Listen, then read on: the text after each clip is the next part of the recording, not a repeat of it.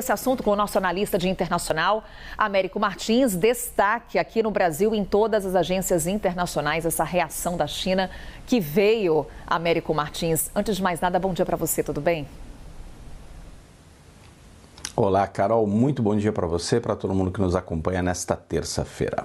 E é interessante, né, Américo, porque ontem os analistas internacionais destacavam, olha, agora vai ser o jeito Donald Trump de lidar com essa política internacional, na base da ameaça de taxação, nesse slogan de protecionismo, América primeiro. Só que com a China, a conversa é outra. Exatamente, Carol. O presidente Donald Trump continua no seu estilo, na verdade, né? Esse estilo de ameaça, de truculência diplomática, mas ele acabou tendo reações diferentes porque os países tiveram reações diferentes também. Então vamos falar em primeiro lugar da China, como você destacou. A China é a segunda maior economia do mundo, tem como também retaliar os Estados Unidos e teria algumas vantagens numa suposta guerra comercial entre os Estados Unidos e alguns outros países. Por quê? Porque a China poderia se apresentar ali como um parceiro comercial, talvez mais propenso a seguir as regras comerciais acertadas, a substituir ali produtos americanos. Então, na relação direta, os chineses têm muito a perder, os americanos também têm a perder. Uma guerra comercial nunca ajuda ninguém, mas os chineses teriam muito a ganhar com terceiros países. E eles responderam numa altura muito parecida com a do presidente Donald Trump. Em primeiro lugar, eles falaram que iriam à Organização Mundial do Comércio para reclamar contra as tarifas americanas, uma medida completamente inócua, porque a OMC simplesmente não funciona há anos, inclusive por pressão dos americanos, e eles também anunciaram essas medidas aí de aumento de taxas, que foram medidas inteligentes, na verdade, Carol, se você prestar atenção nos produtos que foram selecionados pelos chineses. Eu gostaria de destacar dois aqui. Primeiro, esses carros de altíssima cilindrada, os carros de luxo americanos, o que mostram também os caminhos diferentes que os dois países estão tomando. A China continua investindo muito em carros elétricos e, portanto, vai sobretaxar carros americanos de altas cilindradas movido a petróleo, enquanto os Estados Unidos querem promover mais o petróleo e taxar os carros elétricos chineses. Então a gente vê, além da guerra comercial, uma disputa ali por que tipo de tecnologia os dois países vão usar. Um outro ponto que os chineses também inteligentemente aumentaram as taxas são sobre minerais raros, que são muito importantes na indústria de tecnologia.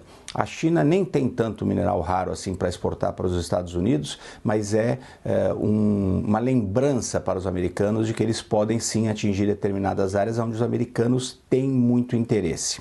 Agora eu queria destacar também, Carol, a questão do México e do Canadá, que adotaram posturas diferentes da China e que permitiram que todos os lados pudessem dizer que venceram essa batalha. México, o governo canadense e o próprio presidente Donald Trump estão dizendo que venceram essa primeira rodada aí dessa batalha comercial, o primeiro round dessa disputa.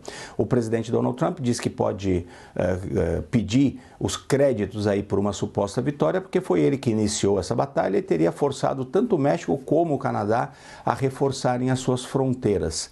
Agora, uma grande vencedora, sem dúvida, foi a presidente do México, a Claudia Sheinbaum, que relembrou aos Estados Unidos que qualquer política que eles tenham para tentar controlar a fronteira com o México só vai funcionar com a ajuda dos mexicanos.